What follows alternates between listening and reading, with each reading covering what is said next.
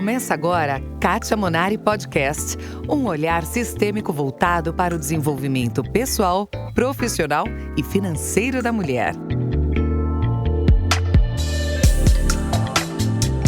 Olá, seja bem-vindo, bem-vinda a mais um episódio do meu podcast. Vencer na vida. Você já ouviu esse termo? Imagino que se você estiver aí nos seus 20, 30 anos, talvez nunca tenha ouvido. Agora, se você tiver 45, 50, 55, imagino que você já tenha ouvido seus pais, ao menos, usar esse termo. Quando eu era criança, eu ouvia muito este comentário: nossa, fulano de tal venceu na vida. E ainda eu ouvia: você acha que é fácil vencer na vida? Não é fácil não, precisa suar muito, lutar muito. Mas o que de fato representa esse termo vencer na vida? Hoje, imagino que muitos encontrariam um sinônimo como ser bem-sucedido.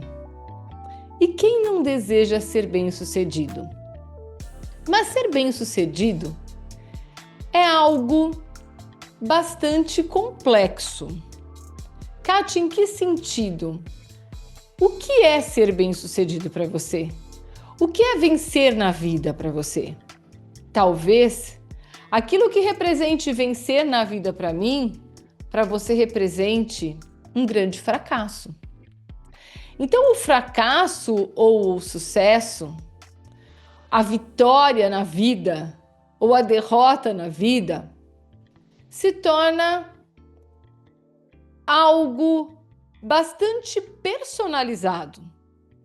Nós precisamos entender sobre o ponto de vista de cada um o que é vitória e derrota, o que é alcançar sucesso ou não conseguir se conectar a ele. Eu diria que vencer na vida é algo bastante subjetivo. Vai depender da interpretação que você der e do ponto de vista do observador. Somente quando você compreender o ponto de vista do observador, você vai entender o que realmente foi interpretado como vitória ou como derrota. Se você deseja vencer na vida, ou seja, se você deseja ser bem-sucedido, o ponto de partida é você compreender qual é o seu referencial. Então hoje eu já te convido a fazer uma pausa. Sim, eu vou pedir para você fazer uma pausa na sua escuta e uma grande reflexão. Você considera hoje que você é um vencedor ou um perdedor? Ou você está ali no empate? Independente da sua resposta, eu quero que você só volte a me ouvir quando você tiver clareza sobre o que é hoje vencer na vida para você. E talvez daqui a uma semana essa conotação tenha uma alteração. E aquilo que parecia ser algo surpreendente para você pode se tornar mais um capítulo da sua história. Eu peço para que você faça uma reflexão profunda sobre o que é referência para você. Como hoje você se enxerga dentro de um contexto vencendo na vida. E eu sugiro que você pegue o seu bloco de notas, o seu caderninho que já te acompanha nos inúmeros episódios que você vem ouvindo e vem fazendo registros, e você coloque ali de forma clara o que representa vencer na vida para você. E aí, eu sugiro que você volte para cá.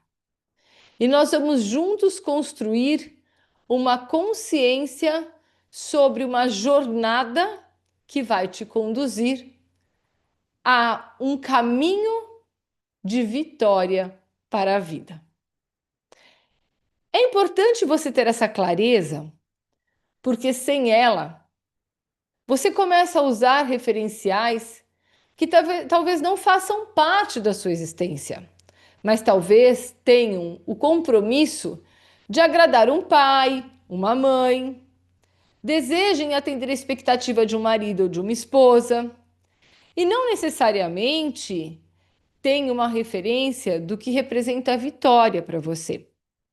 Nos meus atendimentos dessa semana, eu tive um caso bastante curioso e que eu quero compartilhar com você. Entre os irmãos do avô da pessoa que eu estava atendendo, existia um músico. E o sonho dele era ser reconhecido.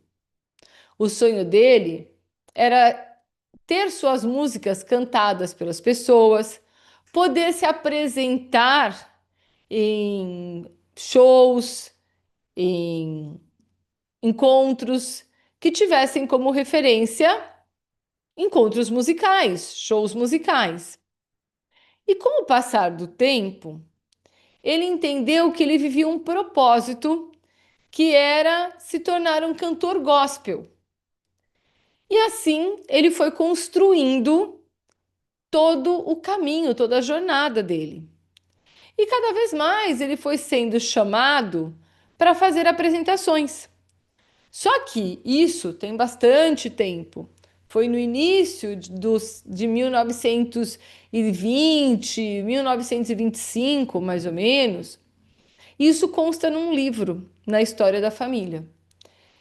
E ele era chamado para cantar na igreja, no coro da igreja, em casamentos.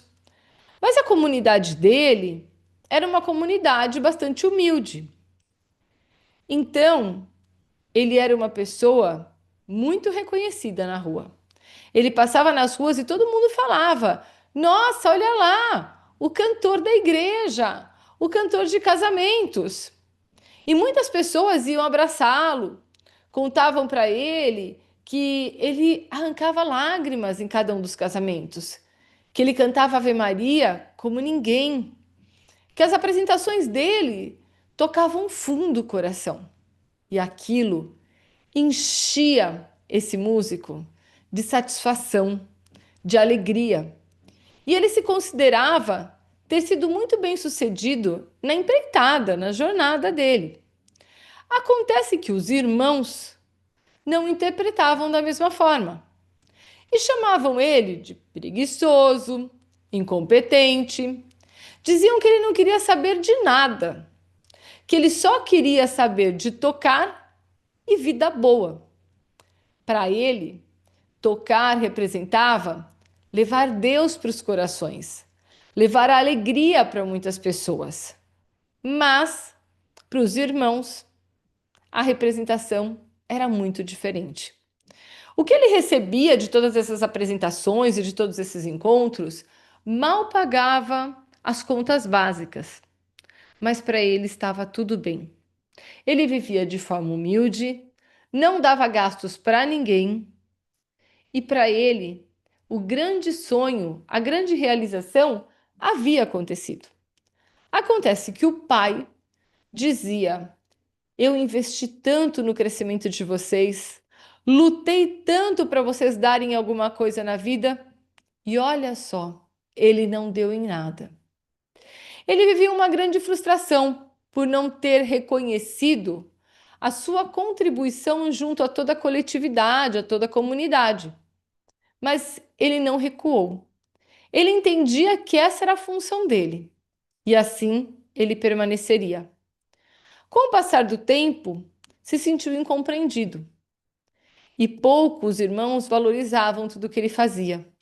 Ele não entendia como os irmãos podiam passar tanto tempo trabalhando com plantações, com criação de gado. Para ele aquilo não fazia sentido nenhum. Sobrava pouco tempo para ir para a igreja, para orar, para se conectar com Deus. Mas ele respeitava e não criticava. Ao contrário dos irmãos, que diziam que ele era um boa-vida e que, se o pai falecesse, eles não permitiriam que parte da herança fosse distribuída para ele. Afinal de contas, ele era considerado um descabeçado. Resumo de toda essa dinâmica. Quando eu fiz o atendimento dessa pessoa, aparecia que realizar sonhos e viver conquistas era a representação de uma utopia, de uma situação que não te conduziria a lugar nenhum. Então era melhor não se sonhar. O melhor seria traçar uma estratégia racional e valorizar o que precisava ser valorizado, a entrada do dinheiro. A qualidade de vida se resumia a ter boa casa, bons carros e poder ser um gestor que entregava recursos financeiros para toda a família. O restante ficava em segundo plano. E essa pessoa constelada vivia um conflito. Ela desejava aplicar para uma área da empresa que ela sempre sonhou, mas era uma área que não era tão visível, que não dava tanta visibilidade, que não era tão valorizada pelos colegas. Em contrapartida, todos os colegas diziam: mas por que você não aplica para tal área? É a área que dá mais dinheiro, é a área que você vai ter chance de receber mais comissão. E ela me disse: eu estou num conflito. Será que eu parto para aplicar para uma área que eu sei que vai satisfazer o meu coração, que vai me preencher interiormente, que tem a ver comigo? Ou será que eu busco crescimento e desenvolvimento? E ela vivia um sentimento de que talvez se ela aplicasse para aquilo que era o sonho dela, para a área que ela tanto desejava, ela fosse passar a ser mal interpretada pelo gestor da área e, como consequência, passaria a ter a imagem de uma pessoa que não era tão comprometida na empresa, que não tinha tantos anseios, tantos desejos, o compromisso maior de crescer, de gerar contribuição e desenvolvimento. Numa exploração mais profunda, nós percebemos que a criatividade dela estava toda sufocada. Ela não demonstrava o quão criativa ela era. E mesmo nos momentos em que ela fazia movimentos para contribuir, utilizando toda a criatividade, ela buscava omitir a informação de que tinha sido criado por ela, porque ela tinha medo de ser mal interpretada, mal vista, por possuir alguns dons criativos. Então veja, algumas vezes a referência de sucesso ou insucesso passa por um padrão que acabou se desenvolvendo de percepções que surgiram a partir de uma conclusão de uma história que a família viveu no passado. A história que eu estou te contando para você, meu Deus do céu! A história que eu estou contando para você, no dia do atendimento, a pessoa não sabia.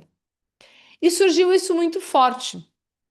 E é interessante porque quando nós estamos fazendo um atendimento, uma terapia sistêmica, tudo que está ao nosso redor grita, tentando trazer informações que confirmem aquilo que nós estamos falando.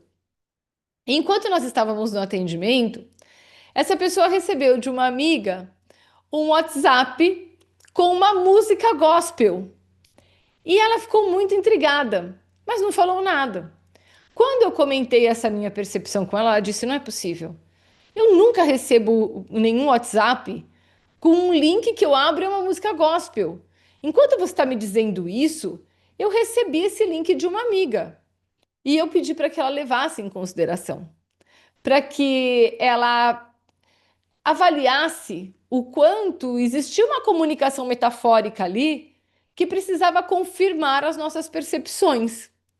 E ela levou em consideração e saiu com a tarefa de reavaliar, de checar os sentimentos reais, sem mais o medo do julgamento, das conclusões, que os amigos ou até mesmo os gestores daquela empresa poderiam tirar a respeito dela. E nós nos despedimos. Ela ficou com a tarefa de avaliar muito bem tudo isso e depois me dar uma devolutiva. Quando foi no outro dia de manhã, ela me passou uma mensagem com uma foto de uma página de um livro. E ela disse: Você não vai acreditar. Eu ontem à noite telefonei para minha mãe e comecei a perguntar para ela se existia algum músico na família. E a mãe dela disse: Seu avô nunca quis que nós estudássemos nenhum instrumento, porque ele tinha muito medo que nós começássemos a tocar algum instrumento e tivéssemos o mesmo desenrolar da história de um irmão que só pensava em tocar violão e cantar. E aí, a mãe foi buscar no livro mais informações sobre essa dinâmica. E então descobriu que no livro constava todas essas informações. Veja, é muito interessante porque mesmo sem nós termos a história esclarecida, nós somos leais a essas histórias. Nós fazemos parte de um inconsciente coletivo. O que é um inconsciente coletivo? É como se fosse um diário de registros que ficam armazenando experiências que aconteceram na nossa família. E quer você os conheça ou não, eles ficam armazenados ali, e se algum deles ainda espera uma revisão no sentido de reconhecer o valor desse irmão do avô, reconhecer os sentimentos de injustiça que esse irmão pode ter vivido, e até mesmo o quanto ele foi excluído quando, na divisão da herança, ele não teve permissão para receber parte da herança. Quando tudo isso é levado em consideração, automaticamente nós nos sentimos livres para escolhermos o caminho que de fato tem a ver com a nossa essência, com o nosso propósito maior. Inúmeras vezes, quando esses registros acontecem no inconsciente coletivo, nós não compreendemos e essa solução ainda não foi dada, nós passamos a patinar em dúvida entre diversas dinâmicas que passam a se apresentar para nós, mas essa dúvida ela tem um propósito. Nós estamos ainda leais, servindo um sistema que espera que algo seja reparado. E todo o nosso propósito de existência, o primeiro ponto é: estamos a serviço da história da família que espera reparação, equilíbrio e aprendizado. Enquanto essa consciência não surge, por mais que nós achemos toda essa história uma história furada, no fundo, nós não conseguimos nos desvencilhar dela. A partir do momento em que nós reconsideramos essa história, e nesse caso, essa reconsideração passou pela compreensão também que muitos da família olhavam para a religião de uma forma pejorativa. Porque como esse irmão do avô, ele trabalhava com música gospel, eles falavam que a religião era a forma de fugir do trabalho. Então, virou até comentário dentro da família. Ah, vai querer ir à missa hoje? E quando falavam isso, os jovens, a geração mais jovem, não entendia. Mas ela disse que muitas vezes ela ouvia a mãe falando para a irmã: Ah, vai querer ir à missa hoje? Tá tirando o corpo fora? E ela disse que ela não entendia por quê. Que termo era esse? Ir à missa hoje e tirar o corpo fora? E aí, com o passar do tempo, quando nós trouxemos toda essa clareza, ela entendeu o que acontecia. Associavam a religião, a prática religiosa, a um estado de querer fugir do trabalho. O que não era verdade, era o contrário. Era uma dedicação, era um amor incondicional. o valor que esse irmão do avô enxergava nessa prática não se media pelo conteúdo financeiro. Ele tinha muitas habilidades para ser reconhecido como um grande cantor, mas ele entendia que o propósito dele era realmente se dedicar à música gospel. Assim, à medida em que ela reconheceu todo esse movimento, ela disse que ela encontrou uma grande paz no coração e a certeza de que ela realmente deveria aplicar para essa área, que agora permitiria ela trazer à superfície toda a parte criativa, sem vergonha, sem medo de julgamentos, mas ao contrário, compreendendo que existia um lugar certo para ela e que por muito tempo ela não ocupou esse lugar exatamente pelo medo daquilo que iriam pensar. Me passou uma mensagem posteriormente dizendo que ela estava sentindo um grande alívio no coração, porque ela tinha certeza agora que ela tinha dado o passo na direção certa do sucesso dela, na direção certa para o progresso, para a evolução, para o cumprimento do propósito dela.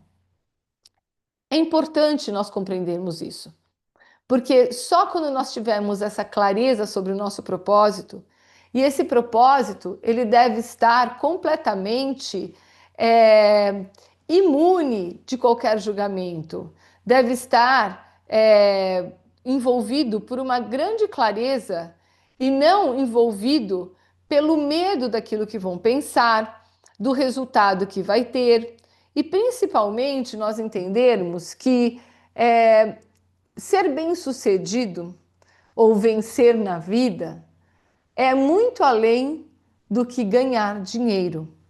O dinheiro ele vem como uma forma de consequência quando nós praticamos o nosso propósito de existência.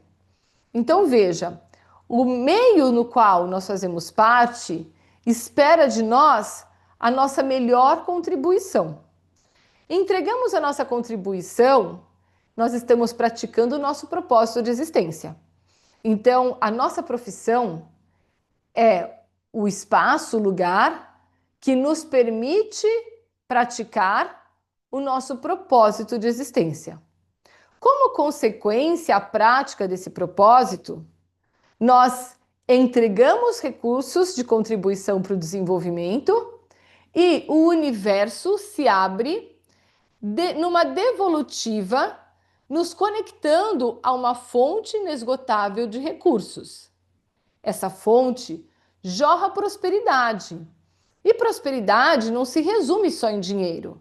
Prosperidade também se traduz como acesso a inúmeros benefícios, oportunidades, energia de desenvolvimento.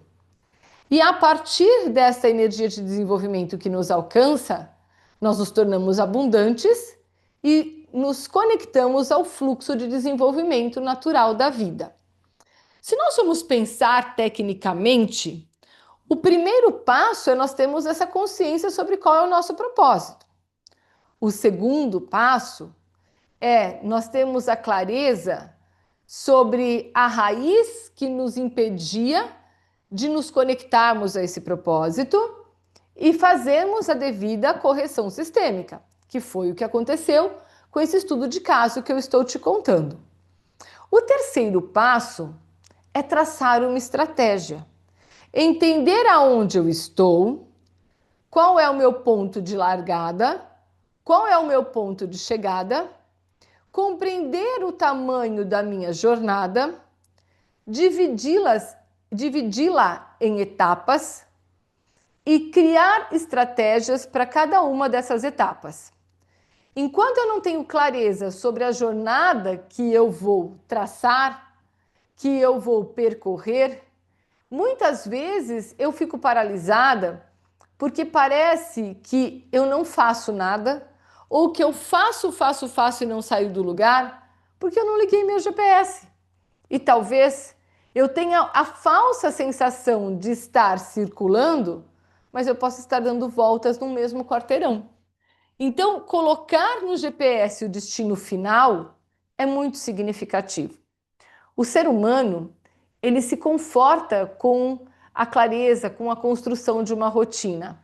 Inúmeras vezes, quando eu faço um atendimento de um executivo, o que mais se apresenta como uma desordem, uma situação disfuncional, são dois pontos. O primeiro ponto é a raiz oculta que gera uma falsa interpretação sobre o propósito de existência dele, como esse caso que eu citei para você. O segundo ponto é ele se perder na rotina e não criar um plano de ação.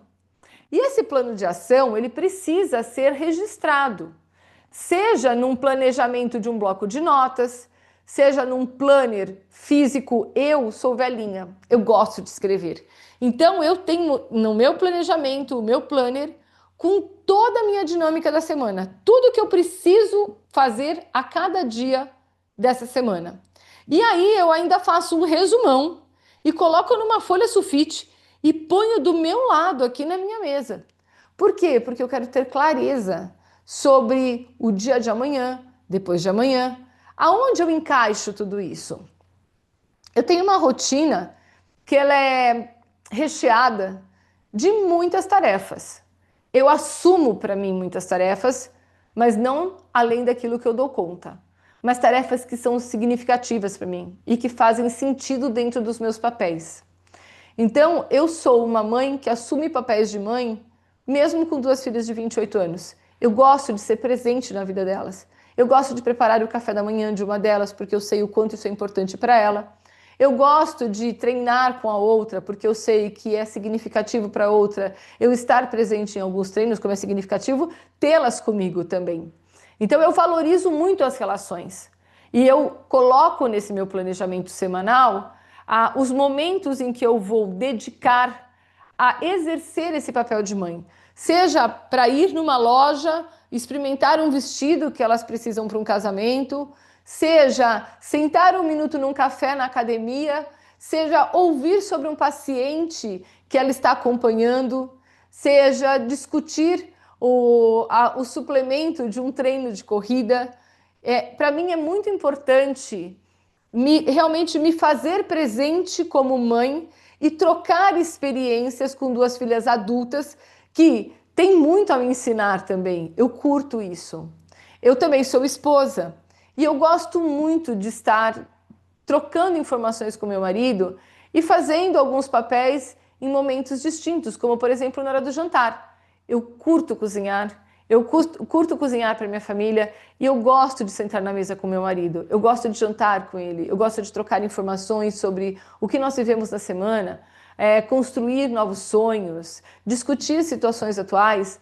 Então, para mim, é muito importante ter esse momento e esse momento faz parte do meu planejamento. Assim como eu vivo em ciclos de maratona. Se você me conhece um pouquinho mais, sabe o quanto eu saio de um ciclo e entro em outro. A corrida é minha grande paixão. E correr por correr não exige da gente tanto tempo.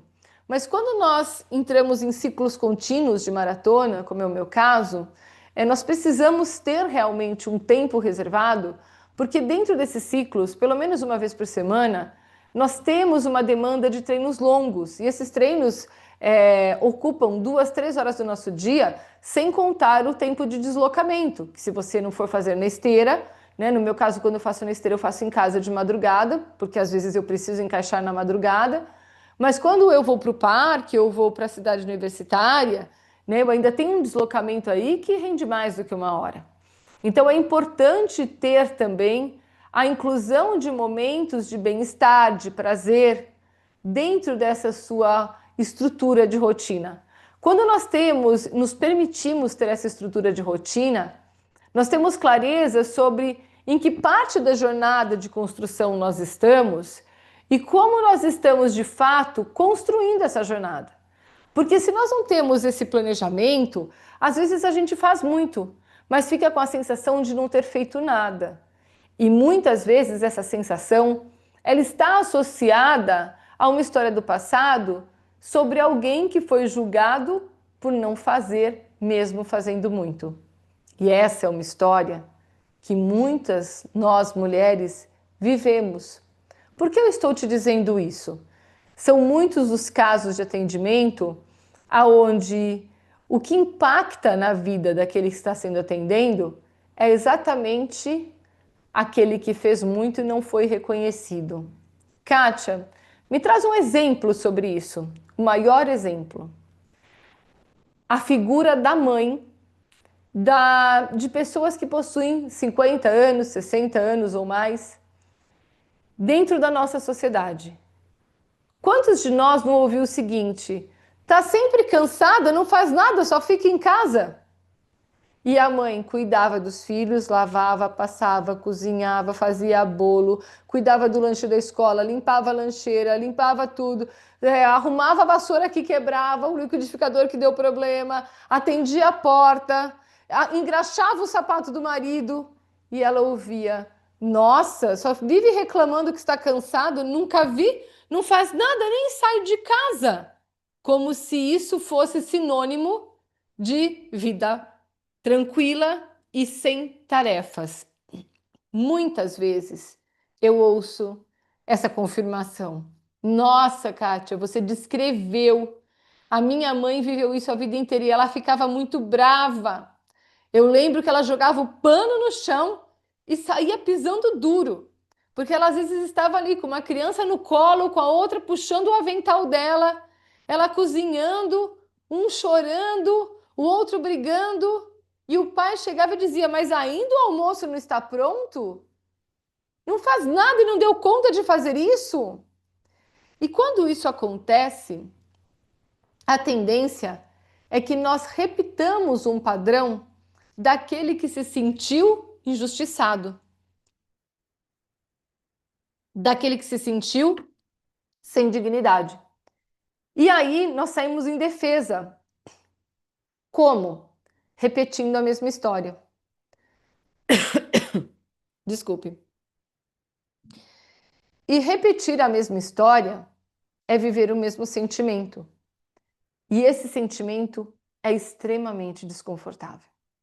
Mais do que isso, esse sentimento pode estar te impedindo de ter direito de descansar, de ter direito a um momento de silêncio, a um momento de meditação, a um momento de prática esportiva, a um momento de sono, a um momento de autocuidado. Porque você passa, sem perceber, a temer ser julgada como aquela que não faz nada. Não fazer nada, o ócio, é bíblico. E o ócio é fundamental para que todos nós tenhamos insights. Quando nós estamos vivendo um momento de silêncio, quem tomando banho não teve um insight? Quantas pessoas não me falam: Nossa, eu fui tomar banho e eu tive um insight? É muito comum. Por quê? Porque é o momento em que nós paramos, as nossas percepções são aguçadas, né? Os estímulos da pele, o aroma através do perfume do sabonete, do shampoo. Nós somos colocados numa condição diferenciada daquela que nós vivemos o dia todo. O quente, o frio, todas essas sensações despertam criatividade que estava acumulada, insights que já tinham sido entregues e que nós não tínhamos percebido. E é só no silêncio que esses insights podem vir à superfície. Mas o que acontece? Muitas vezes nós nos culpamos até por parar para tomar banho. Sim, tomei um banho rapidinho, correndo. Não, tem uma questão ecológica, lógico. Mas por mais que seja um banho de 2, 3 minutos, que ele não seja rapidinho, mas que ele seja com estado de presença. Se você vive esse conflito interno, o desejo de, às vezes, parar 10 minutos do seu dia para uma meditação, ou se permitir assistir 30 minutos de série, ou fazer um exercício físico. Às vezes eu ouço que eu treino no horário de herdeira. E eu dou muita risada disso, né? Porque muitas vezes eu levanto muito cedo, faço meu primeiro treino em casa, porque eu amo fazer treino, e aí eu vou fazer minha live, eu vou dar aula. E tem dias, como por exemplo na segunda-feira, que realmente, numa segunda-feira, eu estou na academia treinando 10h30, 11 horas da manhã. mas eu acordei às 3, eu já treinei, eu já fiz um mundo de coisas. E aí alguém chega e fala, só você para treinar nesse horário de herdeira, né? Eu falo, que bom, Deus me permitiu treinar nesse horário.